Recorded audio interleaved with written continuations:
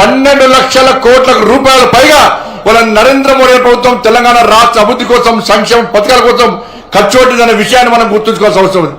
కాబట్టి ఈ పరిస్థితిలో వాళ్ళ నితిన్ గడ్కరీ గారు ఒక మంచి మంత్రి, ఏ ఎంపీ అయినా ఏ ప్రజాప్రతినిధి అయినా కూడా వారి దగ్గర సార్ ఈ సమస్య ఉంది అంటే ఏ వ్యక్తి కూడా నారాజే పడిగారు.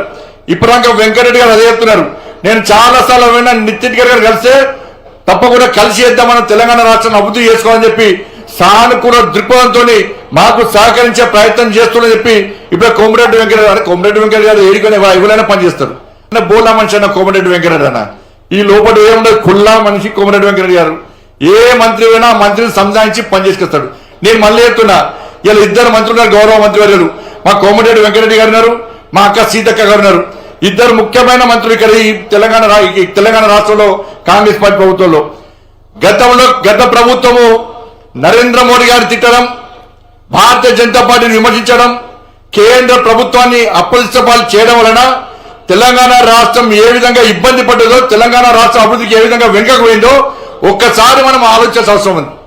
ఎన్నికలప్పుడు మాత్రమే ఎవరికొరు విమర్శ చేసుకోవాల్సిన అవసరం ఉంది. కానీ తెలంగాణ రాష్ట్రం అభివృద్ధి చెందాలంటే కేంద్ర రాష్ట్ర ప్రభుత్వాలు సీతక్క గారు చెప్పినట్టుగా 2 జోడెత్తులాగా ముందుకు సాగుతూనే అభివృద్ధి సాధ్యం అన్న విషయాన్ని ఇవాళ ఇక్కడ పాలకులు కానీ అందరూ గుర్తుంచుకోవాల్సిన అవసరం ఉంది. కాబట్టి గతంలో మాదిరి కాకుండా ప్రతిసారి విమర్శలు చేయడం, ప్రతిసారి తిట్టుకునే ప్రయత్నాన్ని మనం బంద్ పెడదాం. మనం అధికార పార్టీ, రాష్ట్రంలోని కాంగ్రెస్ పార్టీ ప్రభుత్వం, కేంద్రంలోని నరేంద్ర మోడీ ప్రభుత్వం మేము సహకరించడానికి సిద్ధంగా ఉన్నాం. నరేంద్ర మోడీ ప్రభుత్వం తెలంగాణ రాష్ట్ర అభివృద్ధికి సహకరించే సిద్ధంగా ఉంది.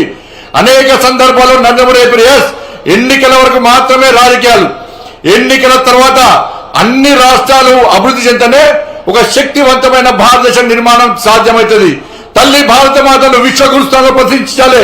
2040 వరకు ఈ భారత్ అఖండ భారత్ గా, అభివృద్ధి చెందిన భారత్ గా అగ్రదేశాల సరసన చేర్చాలని చెప్పి ఒక విశాల దృక్పథంతో, ఒక అంకుటిత దీక్షతో ముందుకు సాగుతున్న గొప్ప వ్యక్తి నరేంద్ర మోడీ గారు. కాబట్టి అది అభివృద్ధి సాధ్యం కావాలంటే ఈ దేశంలోని అన్ని రాష్ట్రాలు, అది బీజేపీ పాలిత రాష్ట్రమా, అది విపక్ష పార్టీ పాలిత రాష్ట్రమా కాదు, అన్ని రాష్ట్రాలు అభివృద్ధి చెందనే ఈ దేశం అభివృద్ధి చెందుతున్న విశ్వాసం, నమ్మకంతోని నరేంద్ర మోడీ గారి ప్రభుత్వం ఉంది. కాబట్టి ఈ తెలంగాణ రాష్ట్ర అభివృద్ధికి సహకరిస్తున్నాం, ఇంకా సహకరించి సిద్ధంగా ఉన్నాం. కాబట్టి మీరు మేము కలిసి ఇవాళ తెలంగాణ రాష్ట్రాన్ని ముందుకు తీసుకొచ్చిన బాధ్యత ఉందని చెప్పి భావిస్తూ తప్పకుండా రాబోయే రోజుల్లో కూడా నరేంద్ర మోడీ ప్రభుత్వం ఈ రాష్ట్రం సహకరిస్తామని చెప్పి ఈ సందర్భంగా విజ్ఞప్తి చేస్తూ, లాస్ట్ కు నా నియోజకవర్గానికి సంబంధించి మీకు సంబంధించి కూడా కోరిక పోవాల్సి ఉంది. మా వెంకటరెడ్డి గారిని కోరుతున్నాను, దయచేసి వెంకటరెడ్డి గారు, వెంకన్న అన్న ఇప్పుడే నితిన్ గడ్కరీ గారు ప్రామిస్ చేసిన ఒకటి, హైదరాబాద్ మంచిర్యాలకు రాజీవ్ రహదారి ఉండే, అది నామపాములకున్న తెలియదు. అది క్వాలిటీ లేకుండా పనులు చేసారు. దాన్ని గత ప్రభుత్వం కూడా, గత పాలకులు కూడా ఇది క్వాలిటీ లేకుండా పనిచేస్తున్నారని చెప్పి శాసనసభ కమిటీలు వేసారు, విచారణ కమిటీలు వేసారు. ఆ విచారణ కమిటీ 7 క్వాలిటీ లేకుండా పనిచేశారు. వాళ్ళు ప్రజలు ఇబ్బంది పడుతున్నారు.